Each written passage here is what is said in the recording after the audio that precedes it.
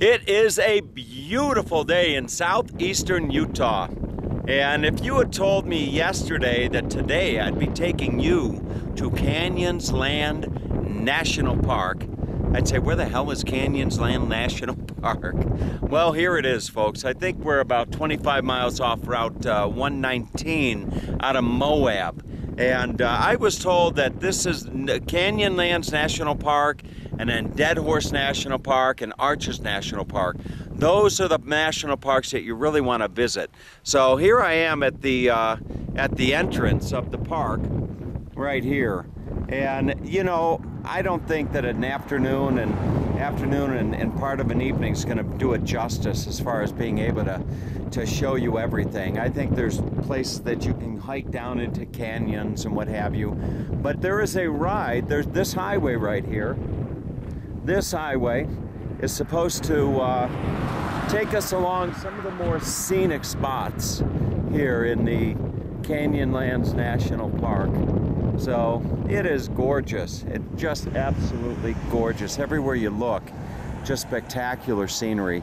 So let's go and let's go take a drive.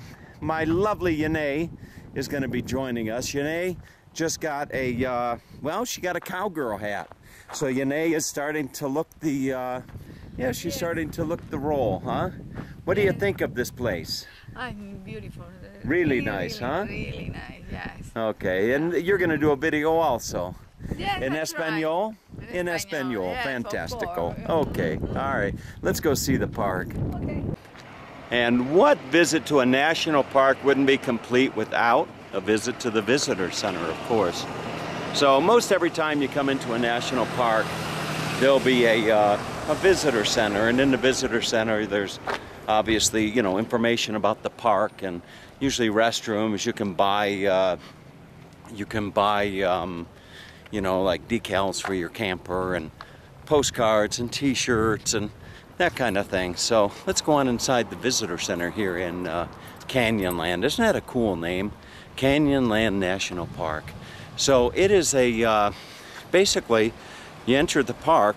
It costs, I think, $30 unless you have the annual pass.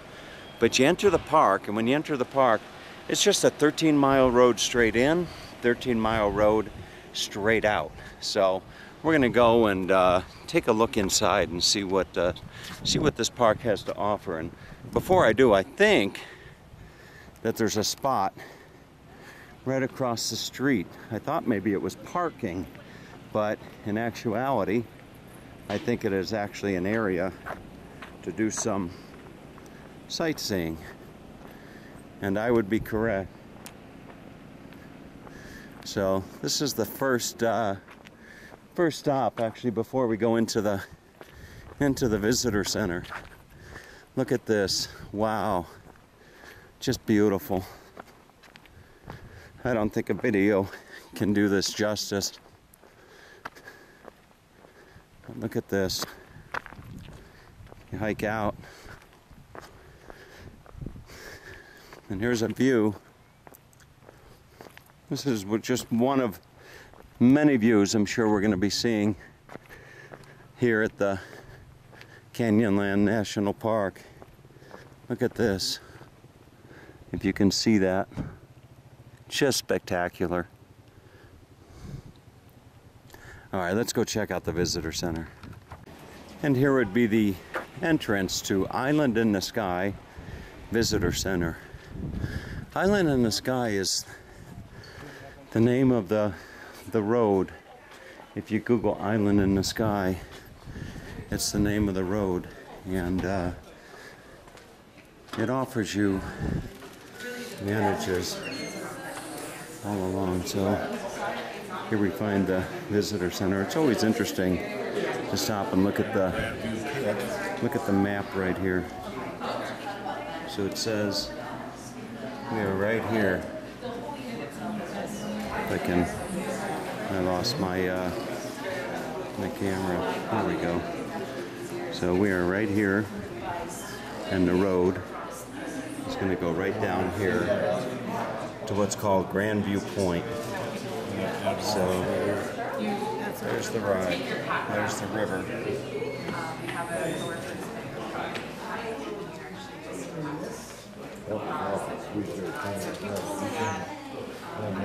Okay. So we got a lot of information about the history, living off the land, the ranching life. In the 19th century through the 1960s, ranchers raised cattle and sheep at Island in the Sky. Ranching was difficult and few profits were realized, but for those rugged enough to persist, this area was home. Here they have some of the animal. You'll see the desert bighorn. So maybe we'll see some desert bighorn out there. Then of course, you know, you've got the rattlesnakes. Hopefully you can see. There's the rattlesnakes.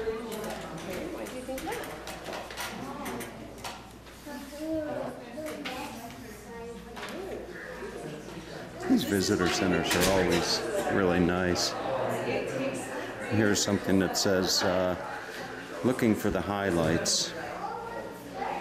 And they give you some highlights you can see along the way. Mesa Arch, easy hike, half a mile.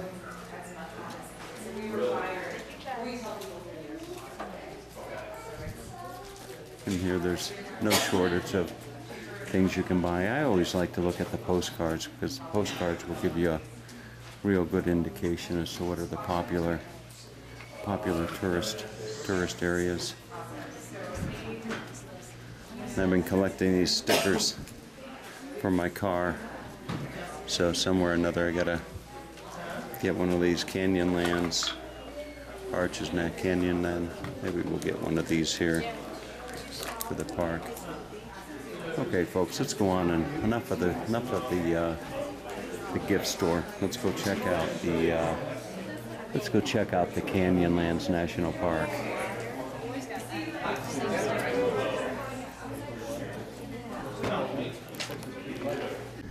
On the way out of the visitor center, I couldn't help but to come back out and take another look. I know there's going to be more views to see up ahead, but nonetheless, this in and by itself is just really something else.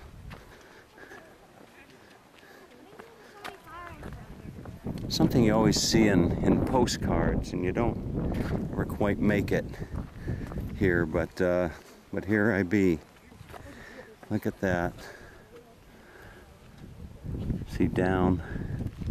Don't want to go too near the edge. But look at that. Is that something else or what? For those of you that have been following me over the years, you know, it's really interesting, and not interesting, but wonderful to see how Yanae has taken on to doing the travel videos. So I'm trying to coach her along the way and encourage her to lose any inhibitions that she might have when doing the videos. But she's doing them all in Spanish, and bless her heart, she's really doing a great job. So I'm teaching her how to upload the videos to YouTube and do all that kind of stuff, and she's really doing a good job, you know? Yeah, you're really doing a good job with the videos. I try. You try. All right. Let's go and check out some more. Okay.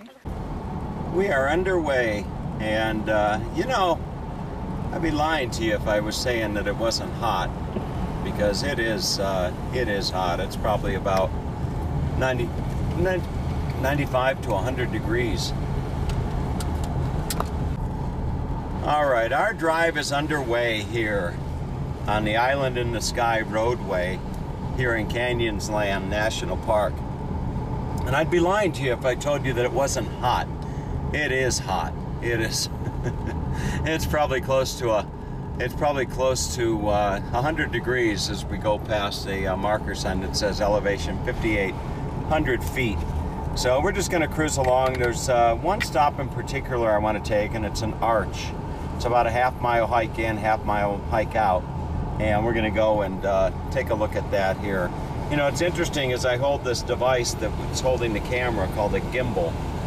It's interesting because it kind of rotates with the road as I turn. So let's go check out the rest of Canyonlands National Park here in beautiful Utah. And just up the road was the Mesa Arch trailhead. So this is one of the iconic images that you'll see from this park, if that's the right way to put it. Iconic image, I don't know. But anyway, half a mile. It's a half-mile hike, and it's supposed to be a really, really beautiful view. There's an arch that's in here, so let's go check that out. You can see, you know, I thought it wasn't so crowded in the park, but I don't see a spot to park. Spot to park. All right, let's check out where we're going. This is the Mesa Arch, a lone span clinging to the canyon rim. Mesa Arch has greeted every sunrise for millennia. Repeated cycles of freezing and thawing created this geologic rarity as water seeped through cracks in the sandstone cliff. Eventually, these same forces will lead to its collapse. So let's go check out Mesa Arch. And this is what one can expect on the trail. It's about a half-mile trail up. There's a little bit of an incline, but not too bad. And we are out in the middle of nowhere. And I see some cactus right there. First cactus I've seen on this trip. All right, continuing our short walk to the Mesa Arch. Just telling you, Nay, that this is desert.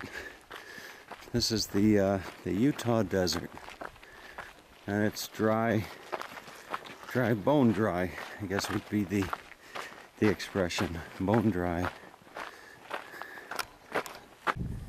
And there you would have it. Not too bad of a walk. There is the Mesa Arch. So I'm going to see if I can't bring it down. At points when you're walking along this trail, you got to really pay attention, or you're going to end up wandering around in the desert. So as you walk along, sometimes you'll see these rock formations. People will put these rock formations together. I'm not quite sure the meaning of that, but nonetheless. So just continue along, trying to watch my feed and the video at the same time. But there it is, the Mesa Arch. Let's get a little closer. I'll be damned. As I started walking closer, I started realizing this was the exact spot where we came from. I was a child on a family vacation. Mom and Dad piled, I think, 9 of us kids in a station wagon, and we drove cross country to meet family in Fish Lake, Utah. And I remember we took a day trip. And we came down, and it was this very spot that I stood as a little kid with buck teeth and curly hair that I kept trying to straighten. And look at this. People taking their pictures. Wow. Fantastic. They say this is best seen at sunrise or sunset. And if you come through and look at the view through the arch, it is just really something else. Wow. Will you look at that, folks? Fantastic. That really is something. And there's your arch. We all stood on this. I think we called this Monkey Rock because all the kids were sitting on this. The Sawhill and the Hall kids were sitting on this, and I think we called it Monkey Rock, if I'm not mistaken.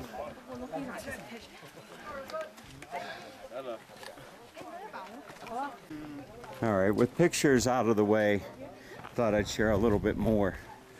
And you know, just on the other side of this arch is quite a drop. I don't think that you'd want to mess around. There's a sign not to go on the arch, but you can look down here and just see how deep that is. And then come around here, you can see as well. So if you fall off this, there's no chance you're going to survive. All right, on with the tour. Yet another view here. It is really, really desolate here.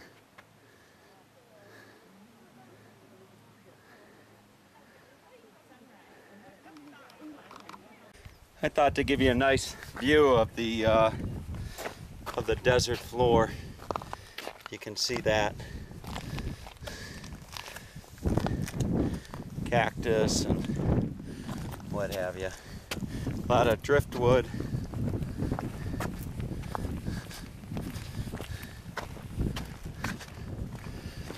All right, on to the next stop.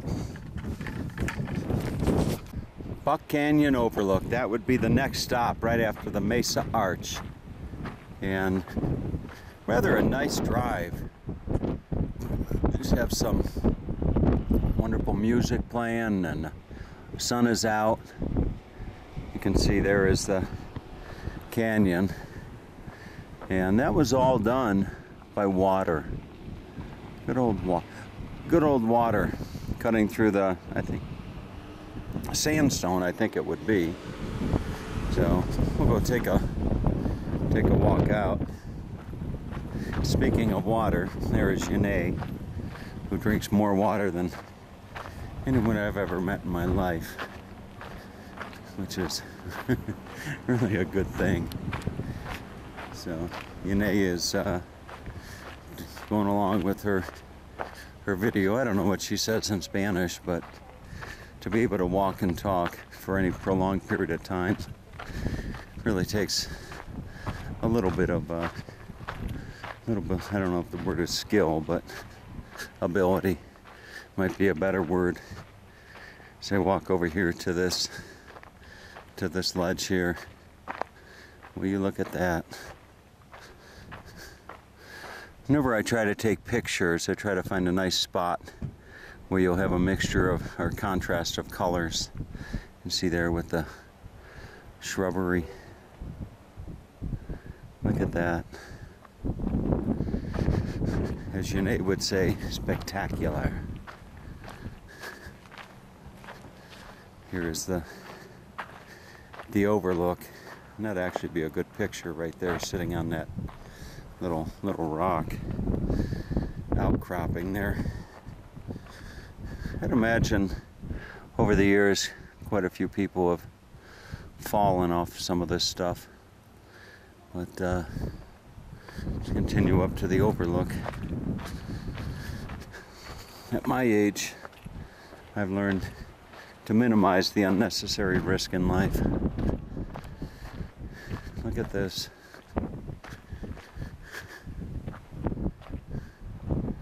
Absolutely breathtaking.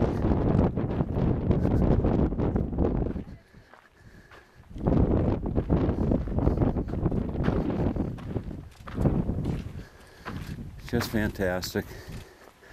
The board here says, tracks in the canyon. Human activities have changed the face of the Canyonlands. Livestock grazing in the late 19th century altered plant communities. The roads and seismic lines you see below were constructed in the 1950s in search for uranium and oil. Mining and grazing activities eventually ceased with the creation of the Canyonlands National Park, but the impacts are still visible today. You look at that.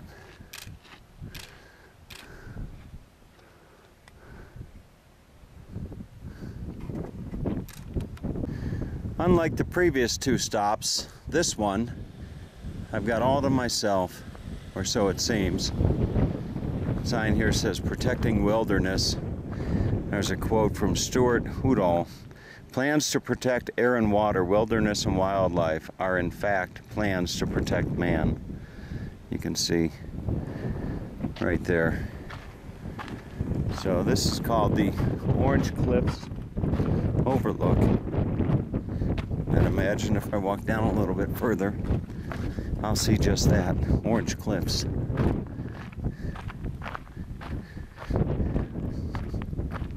Off in the distance, if I'm not mistaken, I see the Colorado River. It's just mind-boggling to think that this was all at one point in time underwater. Just incredible.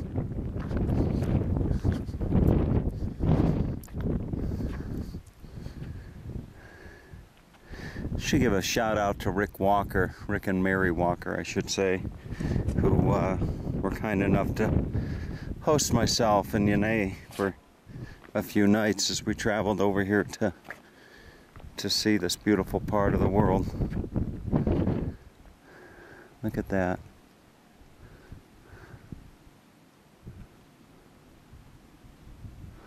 All right, on with the tour. One last stop.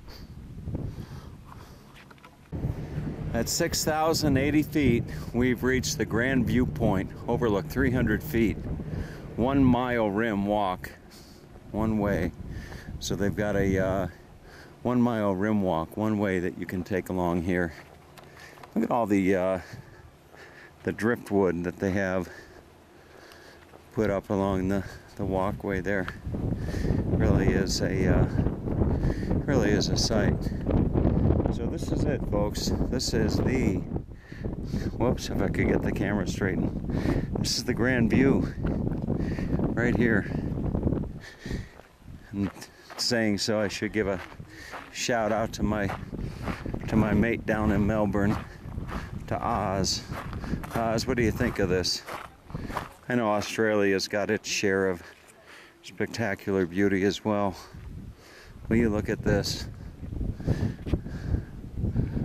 Magnificent as far as the eye can see.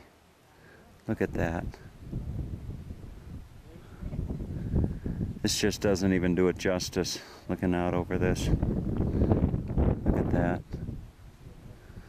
Wow. Well, hope you enjoyed this visit to the Canyonlands National Park and drive along the Island in the Sky roadway here to the Grand Viewpoint. On to Dead Horse National Park.